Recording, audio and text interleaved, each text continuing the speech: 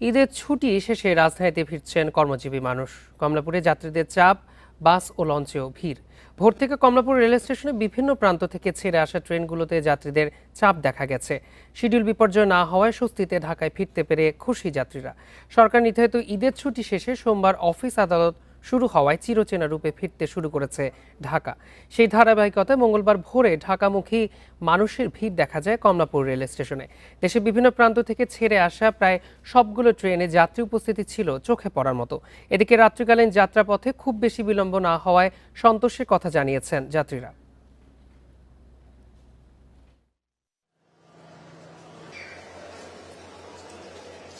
আলহামদুলিল্লাহ ভালো। যাওয়ার সময় ওরকম ফেস করি নাই, কিন্তু আসার সময় রিল্যাক্সই আসলাম, তেমন একটা সমস্যা হয়নি আর কি। আল্লাহর রহমতে ভালোই আসছে, সবকিছুই ঠিকঠাক আছে। নির্দিষ্ট সময়ে আমাদের গাড়িটা ছেড়েছে এবং নির্দিষ্ট সময়ে আমরা পৌঁছে গেছি। পরিবারের সাথে ঈদ করতে পারছি, খুব ভালো লাগছে। এবং এবার অন্যান্য বারের মতো টিকিট নিয়ে হ্যাসেলও নাই, কিংবা যাত্রী এত ভিড়ও নাই। মোটামুটি স্মুথ ছিল আর কি, ইমার্জেন্সি টিকিটগুলো পাওয়া গেছে, তো সেক্ষেত্রে ভালো হয়েছে। ঢাকায় ফেরা নিয়ে আরও জানাতে কমলাপুর থেকে যোগ দিচ্ছেন আমাদের সহকর্মী নজরুল ইসলাম। নজরুল, টানা 7 দিনের ঈদের ছুটি শেষে রাজধানীমুখী মানুষের ভিড় কেমন দেখছেন?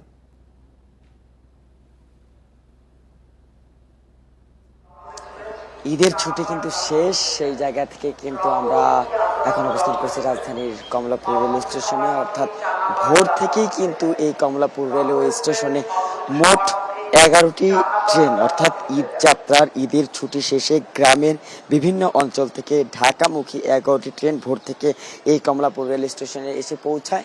সেই জায়গা থেকে কিন্তু এখন কমলাপুর রেলওয়ে স্টেশনের প্রত্যেকটি প্ল্যাটফর্মে কিন্তু যাত্রীদের তেমন কোনো, অর্থাৎ ফিরতি যাত্রার কোনো চাপ নেই। উল্টো আসলে কিছু কিছু প্ল্যাটফর্মে, অর্থাৎ ঢাকা ছাড়া যাত্রীদের কিছু উপস্থিতি রয়েছে এই জায়গাটাতে। অনেকে যারা অগ্রিম টিকিট করেছেন, অর্থাৎ ঈদের ছুটি শেষের পথে, অর্থাৎ নগর কিন্তু আসলে কর্মব্যস্ততা থেকে ফিরছে। আমরা সড়ক পথেও দেখেছি, কিন্তু রেলপথের পাশাপাশি সড়ক পথেও, রাজধানীর সড়ক পথেও দেখেছি সেই চিরচেনা রূপে ফিরছে নগর।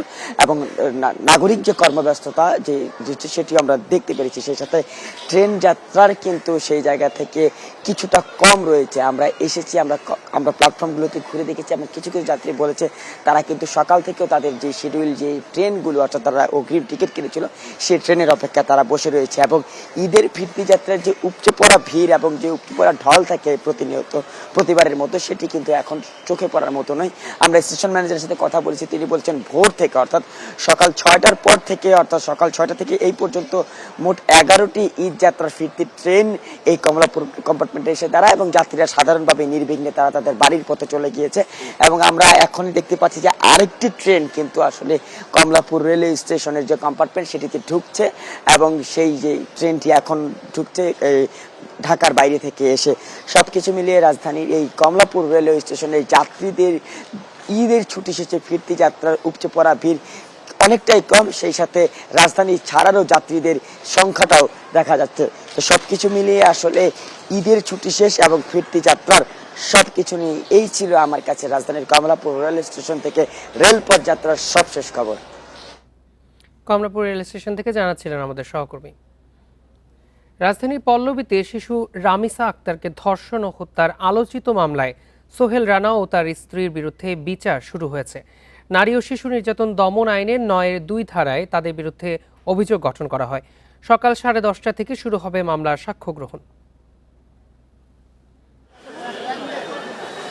ঈদের ছুটির পর প্রথম কার্যদিবসেই শুরু হলো চাঞ্চল্যকর রামিসা ধর্ষণ ও হত্যা মামলার বিচার কাজ। সোমবার সকালে ঢাকা মহানগর দায়রা জজ আদালতে নেওয়া হয় রামিসা হত্যার মূল আসামি সোহেল রানা ও তার স্ত্রী স্বপ্নাকে। কড়া পুলিশি পাহারায় তোলা হয় এজলাসে। অভিযোগ গঠনের শুনানিতে প্রথমে রাষ্ট্রপক্ষের বিশেষ পাবলিক প্রসিকিউটর আদালতে রামিসাকে নৃশংস ধর্ষণের পর গলা কেটে খুনের বিবরণ তুলে ধরেন এবং অভিযোগ গঠনের আবেদন জানান। পরে রাষ্ট্র নিয়োজিত আসামি পক্ষের আইনজীবী ও রাষ্ট্রপক্ষের বর্ণনা শুনে অভিযোগ গঠন ও বিচার শুরুর আদেশ দেন আদালত। মাননীয় ট্রাইব্যুনাল 1 নম্বর আসামির বিরুদ্ধে নারী ও শিশু নির্যাতন দমন আইনের 9-2 ধারায় চার্জ গঠন করেছেন এবং 2 নম্বর আসামি স্বপ্না খাতুনের বিরুদ্ধে নারী ও শিশু নির্যাতন দমন আইনের 9-2 এর সাথে পঠিতব্য 30 ধারার অধীনে চার্জ গঠন করেছেন। মঙ্গলবার সকাল থেকে শুরু হবে রামিসা হত্যা ও ধর্ষণ মামলার সাক্ষ্য গ্রহণ। রামিসার বাবা মা, বোন, চাচা চাচি, প্রতিবেশী ও পুলিশের 6 সদস্য সহ মোট 18 জনের সাক্ষ্য নেয়ার কথা রয়েছে। এদিকে মামলার আসামিরা নির্দোষ দাবি করে অব্যাহতি চান আসামি পক্ষের আইনজীবী।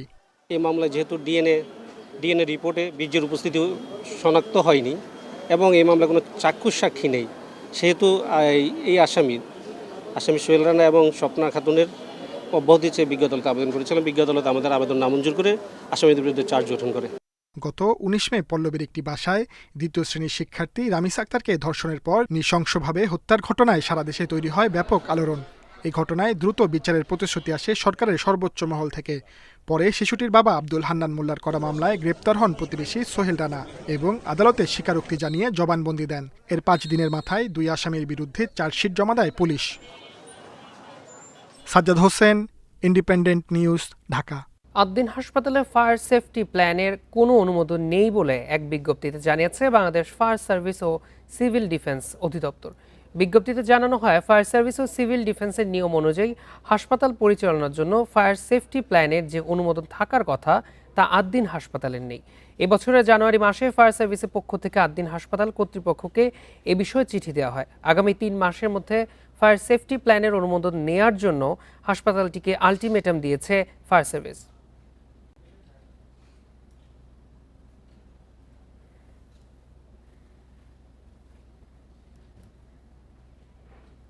পুশ ইন ঠেকাতে বিজিবিকে সীমান্তে কঠোর থাকা নির্দেশনা দিয়েছে সরকার। একই সাথে পশ্চিমবঙ্গের নতুন রাজ্য সরকারকে এ ধরনের ঘটনা বন্ধে চিঠিও দিয়েছে ঢাকা। সোমবার সন্ধ্যায় পররাষ্ট্র মন্ত্রণালয়ে সাংবাদিকদের এসব কথা জানান প্রতিমন্ত্রী শামা ওবায়দ। বলেন, ভারত সহ সার্কভুক্ত সব দেশেই সফরের পরিকল্পনা রয়েছে প্রধানমন্ত্রী তারেক রহমানের।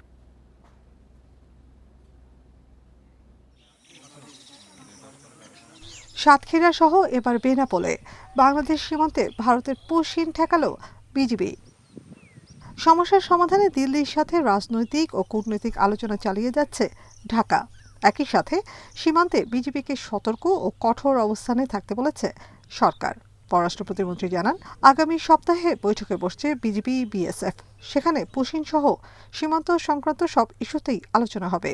বলেন, সম্পর্ক উন্নয়নে দিল্লি যে আগ্রহ দেখাচ্ছে, মাঠ পর্যায়ে তার ইতিবাচক পদক্ষেপ দেখতে চায় ঢাকা।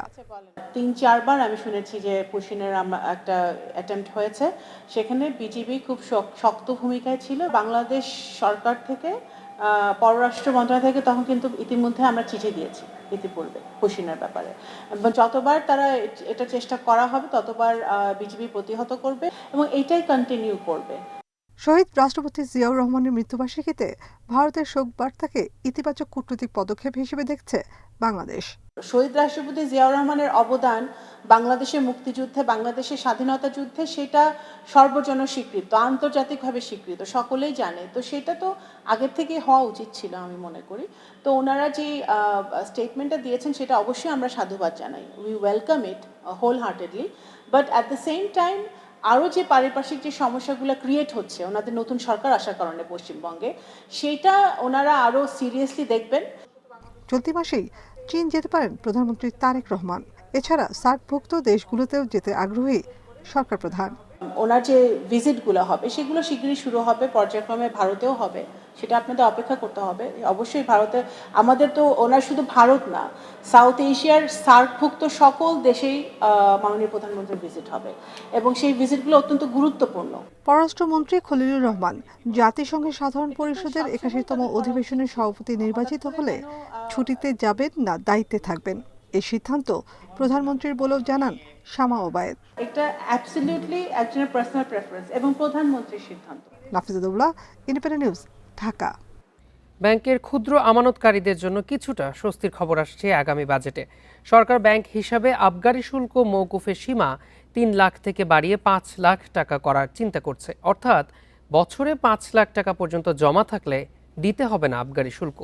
ব্যাংক নির্বাহীরা বলছেন, শুল্কমুক্ত জমার সীমা বাড়ানো হলে লাখো ক্ষুদ্র সঞ্চয়কারী উপকৃত হবে, ব্যাংকে বাড়বে আমানতের পরিমাণ। ভবিষ্যতের কথা ভেবে ব্যাংকে কষ্টার্জিত অর্থ জমা করেন আমানতকারীরা। তবে নির্দিষ্ট সীমার বেশি আমানত থাকলে কেটে নেওয়া হয় আবগারি শুল্ক। ছোট আমানতকারীদের জন্য যা বাড়তি চাপ। বর্তমানে কোনো গ্রাহকের ব্যাংক হিসাবে বছরে সর্বোচ্চ ৩ লাখ টাকা পর্যন্ত জমা থাকলে আবগারি শুল্ক দিতে হয় না। তবে ৩,০০,০০০ টাকা থেকে ৫ লাখ টাকা পর্যন্ত জমা হলে দিতে হয় ১৫০ টাকা। আগামী বাজেটে ৫ লাখ টাকা পর্যন্ত আমানতে আবগারি শুল্কমুক্ত রাখার প্রস্তাব আসতে পারে। এ সীমা আরও বাড়ানোর দাবি জানিয়েছেন আমানতকারীরা। ৩-৫ এসবে হবে না, এটা মিনিমাম ১০ বা ১৫ লক্ষ হইলে বেটার হয়। ৫ লাখের উপরে হয় তখন একটা অ্যামাউন্ট কেটে নিবে, সেটা আমাদের জন্য নিঃসন্দেহে একটা কষ্টকর হয়ে যায়। যদি এটাকে ৫ থেকে ১০ লাখ পর্যন্ত সরকার করে দেয়, সেটা আমি মনে করি সবচেয়ে বেটার হয়। সবাই এটাতে আরও উদ্বুদ্ধ হয়ে ব্যাংকে আরও টাকা রাখার জন্য তারা অনুপ্রাণিত হবে। উচ্চ মূল্যস্ফীতির চাপে অনেকেই ব্যাংকে জমানো সঞ্চয় ভেঙে ফেলছেন। ব্যাংকে টাকা জমা রাখার প্রবণতা কমে গেলে অর্থনীতিতে নেতিবাচক প্রভাব পড়ার আশঙ্কা ব্যাংক খাত সংশ্লিষ্টদের। আগামী বাজেটে শুল্কমুক্ত জমার সীমা বাড়ানো হলে লাখো আমানতকারী স্বস্তি পাবে বলেও মনে করেন তারা।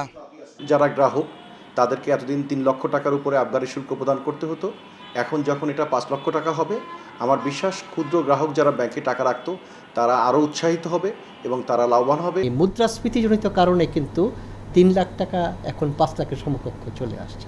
হ্যাঁ, অতএব সেটা যদি বাড়িয়ে ৫ লাখ পর্যন্ত কর ছাড় দেওয়া যায় আবগারি শুল্ক, এক্সাইজ ডিউটি, অবশ্যই এটা শুভ লক্ষণ এবং মানুষ আরও বেশি ক্ষুদ্র আমানতকারীরা ব্যাংকমুখী হবে।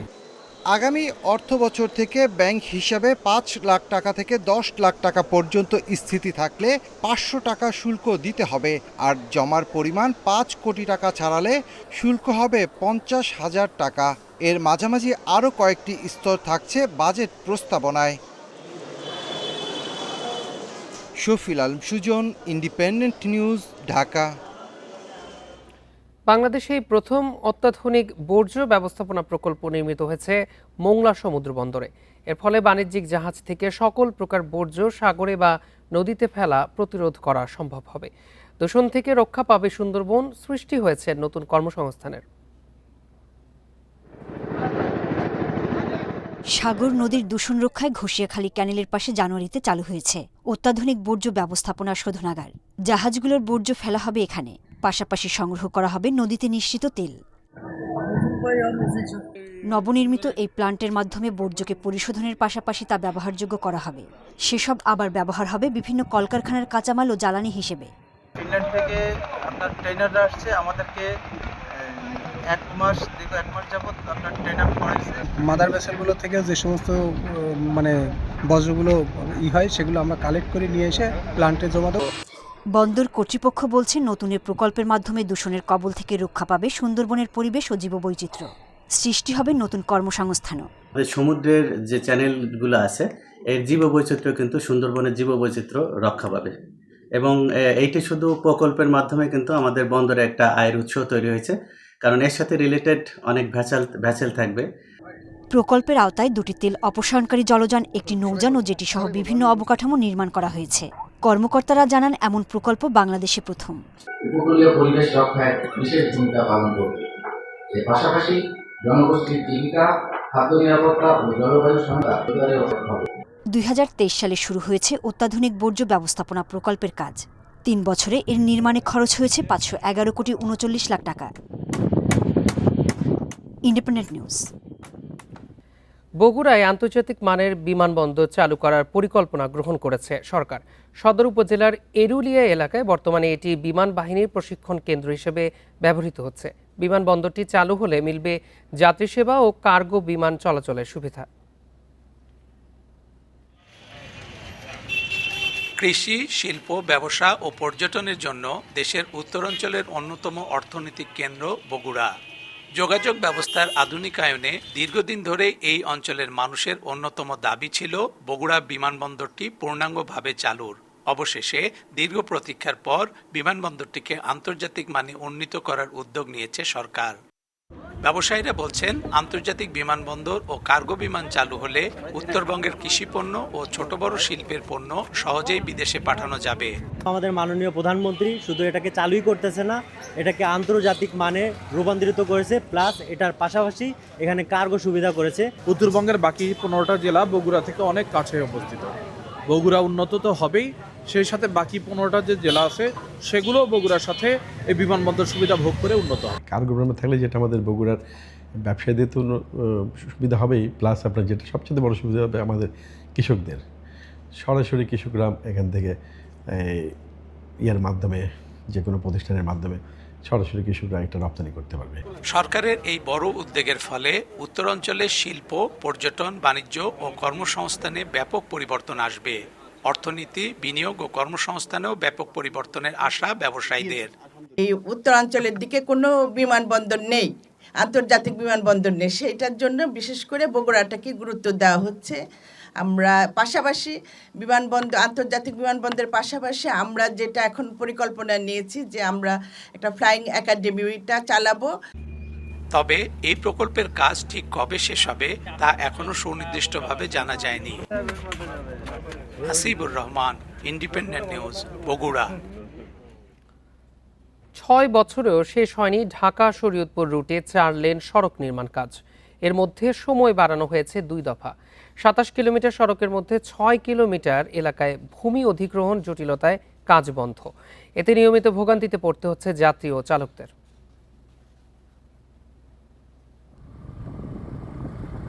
পদ্মা সেতুর এক্সপ্রেসওয়ে যেখানে থেমেছে সেখানেই শুরু শরীয়তপুরে যাওয়ার এই সড়ক। সেতু চালুর পর ঢাকার সঙ্গে জেলার যান চলাচল বেড়েছে কয়েক গুণ। এই সড়কপথে শরীয়তপুর ছাড়াও মাদারীপুর, বরিশাল ও চাঁদপুরের কিছু এলাকার লোকজনও রাজধানীতে যাতায়াত করেন। তবে প্রায় 6 কিলোমিটার অংশ বেহাল হওয়ায় ঝুঁকি নিয়ে চলাচল করছে বিভিন্ন যানবাহন। আতঙ্কের মধ্যে থাকে, একটা গাড়ি ক্রস করতে গেলেই দেখা যায় কাইতে পুড়ে যাওয়ার সম্ভাবনা অনেকটা বেশি। যে জায়গায় লাগার কথা 1-1.5 ঘন্টা, সেই জায়গায় মনে করেন 3-4 ঘন্টা লেগে যায়। আর একটা রুগীকে যদি নিয়ে যাওয়া হয় রাস্তা দিয়ে, সে তো এমনি একজন রুগী, আর মনে করেন তার সিরিয়াস অবস্থা হয়ে যায়। ভাঙ্গার ভিতরে পুরো পাতি ভেঙ্গা জায়গা, বডি ছুট্টা জায়গা, এক জায়গা থেকে নাটমাট ছুট্টা পুরো জায়গা।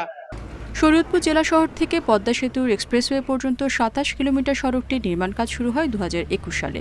এর মধ্যে 23 কিলোমিটারের সড়কের কাজ চলমান থাকলেও জমি অধিগ্রহণ জটিলতায় বাকি 6 কিলোমিটার সড়ক ও কাজিরহাট সেতু নির্মাণ কাজ থমকে আছে।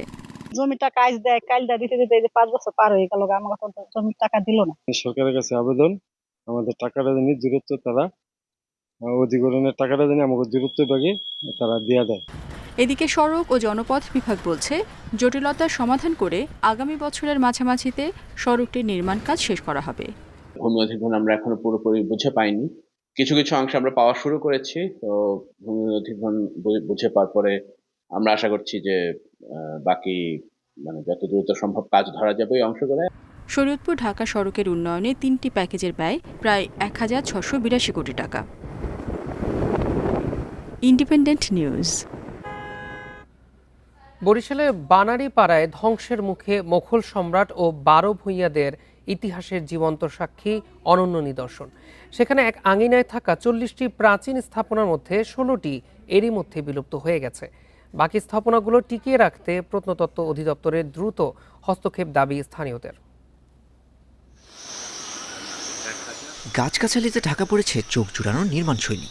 বানারীপাড়ার বাইশারি এলাকার দত্তবাড়িতে আজও ইতিহাসের সাক্ষী হয়ে দাঁড়িয়ে প্রায় 450 বছরের পুরনো 2 জমিদার ভাইয়ের বসতভিটা। এক উঠানে থাকা 40টি প্রাচীন স্থাপনার মধ্যে 16টি বিলুপ্ত, বাকি 24টি নিদর্শনও ধ্বংসের ঝুঁকিতে। 1560 থেকে 1600 খ্রিস্টাব্দের মধ্যে 12 ভূঁইয়ার অন্যতম রাজা প্রতাপাদিত্যর বংশধরেরা এখানে জমিদারি শুরু করেন। কুখ্যাত সতীদাহ প্রথার জীবন্ত সাক্ষী জমিদার বাড়ি দেখতে আজও ছুটে আসেন দূর দূরান্তের জ্ঞান পিপাসুরা। তবে সংস্কারের অভাব আর অর্থ সংকটে হারিয়ে যেতে বসেছে এই বিরল ঐতিহ্য। এখন তো লোকজন নানান দিকে ছড়িয়ে গেছে, এই 2-1 ঘর আমরা আছি। এটা প্রায় 200 বছর হয়েছে। আমি 6ষ্ঠ প্রজন্মের একজন। আমার নাম হয়েছে শ্যামাপ্রসাদ সরকার। আমাদের মূল জমিদারিটা ছিল মোড়লগঞ্জ, নাজিরপুর। একই স্থানে এতগুলো প্রাচীন স্থাপনা দেশের আর কোথাও নেই। নতুন প্রজন্মের কাছে ইতিহাস তুলে ধরতে দ্রুত সংরক্ষণ করে এই স্থাপত্যশৈলীকে পর্যটন কেন্দ্র হিসেবে গড়ে তোলার দাবি স্থানীয়দের।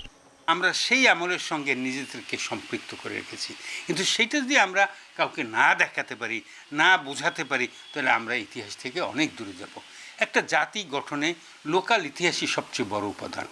বিষয়টি নিয়ে আলোচনা শুরু হওয়ায় স্থাপনাগুলো পরিদর্শন করেছে প্রত্নতত্ত্ব অধিদপ্তর। এক স্থানে এতগুলো স্থাপনা থাকার বিষয়টিকে গুরুত্বপূর্ণ মনে করছে বিভাগীয় জাদুঘর কর্তৃপক্ষ। প্রায় 24টি ভবন পুরনো স্থাপনা আর কোথাও নেই না, এরকম এখনও তারা বিষয়টি অবহিত না, কারণ ইতিপূর্বে এটা সংরক্ষণের বিষয়ে আমাদের অধিদপ্তরকে কেউ অবহিত করেনি, চিঠিও দেননি। তো আমি যখন জানতে পেরেছি আমি ব্যক্তিগতভাবে সেখানে গিয়েছিলাম এবং এটা নিয়ে আমি একটা প্রতিবেদন খুব শীঘ্রই দাখিল করব কর্তৃপক্ষের কাছে। বরিশাল বিভাগে 25টি পুরকীর্তি সংরক্ষিত রয়েছে। বানানীপাড়ার বিরল হেরিটেজকেও দ্রুত সরকারি তালিকায় অন্তর্ভুক্ত করার প্রত্যাশা সংশ্লিষ্টদের। Independent news. এই ছিল এখনকার সংবাদ। ইন্ডিপেন্ডেন্ট টেলিভিশনের সব খবর বিস্তারিত জানতে চোখ রাখুন ফেসবুক, ইউটিউব ও এক্সে। এতক্ষণ সঙ্গে থাকার জন্য ধন্যবাদ।